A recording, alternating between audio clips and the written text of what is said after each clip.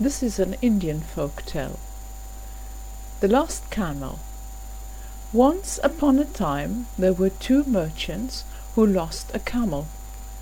They met a traveller and asked him if he had seen it. The man replied he had not. "But," asked the traveller, "was your camel blind in the right eye?" "Yes, he was," replied the merchants. "Was it lame on one left foot?" the man asked again. "Yes, it was," said the merchants. "Was its front tooth missing?" the traveller asked. "Indeed." "Was it loaded with honey on one side and with wheat on the other?" "That is just how it was loaded," they answered. "Please take us to it." "But I have not seen your camel," said the man, "and I do not know where it is." The merchants got angry and said, "Then how could you tell us so exactly everything about our camel?" "That is my secret," said the man. "Now, here are some questions. How many merchants were there?" "That's right. There were two merchants." "Whose camel was lost?" "Right again. The merchant's camel was lost." "Had the traveller seen the camel?" "Correct again. He had not seen the camel, even though he knew a lot about it." "So, what will the merchants do next?" "I'll tell you."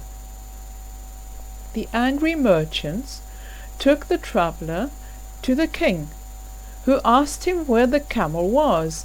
The man replied that he had not seen it. At this the king asked him how he knew so much about it.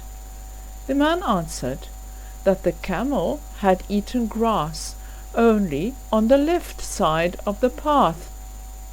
So he knew that the camel was blind. The marks of its one left foot were faint. This showed that the camel was lame. And, while eating grass, it had left a little turf in the middle. So he understood that it had lost a front tooth. Then there were ants carrying grains of corn on one side of the path, and flies eating honey on the other.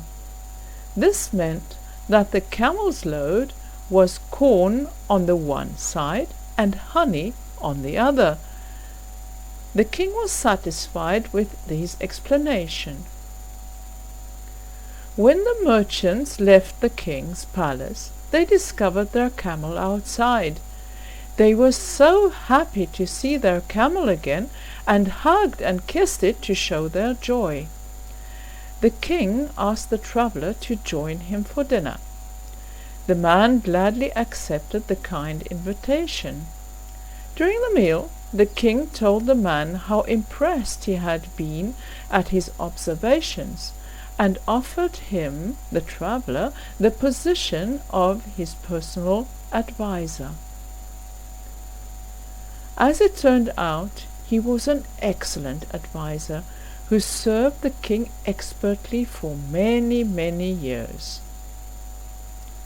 Some more questions. Were the merchants glad to see their camel again? Correct. They were glad. And what happened to the traveller? Correct. He became the king's adviser. Did you like the story? Well, there are more to come. Promise?